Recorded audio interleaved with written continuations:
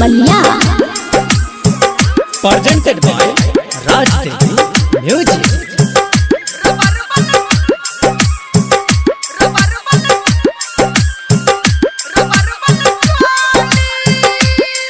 बहरा से लइगे मन पागल भेलइगे सैया लगे लइगे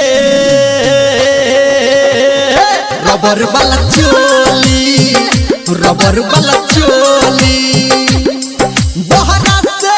लइगे मन पागल भेलइगे पियावा लगे लइगे रबर वाला चोली रबर वाला चोली रबर वाला चोली रबर वाला चोली। डीजे संजय सम्राट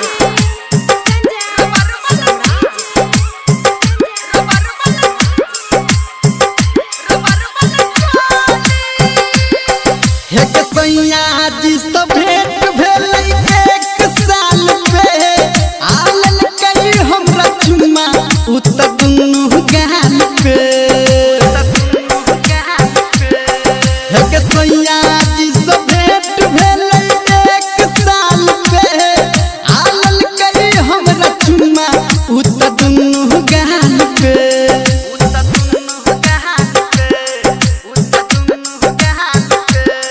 मन बाडोरे लइगे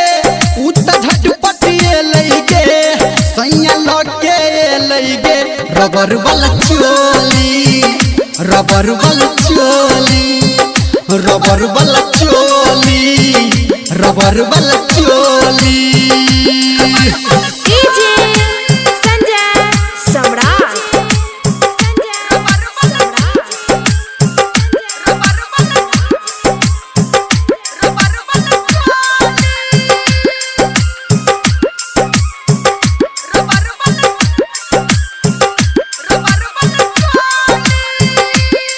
घुंघटा में छिपल चांद रहै पिया जी के गे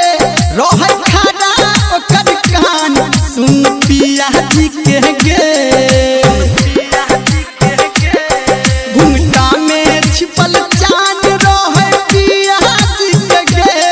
रहै खड़ा ओकर कान सुन पिया जी के गे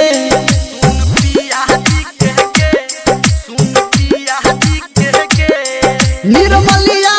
लइगे देवरू चल लइगे पियावा लगे लइगे रबर वाला चोली रबर वाला चोली रबर वाला चोली रबर वाला चोली बहरा से लइगे मन पागल भेलइगे सैया लगे लइगे रबर वाला चोली रबर वाला चोली रबर वाला चोली रबर वाला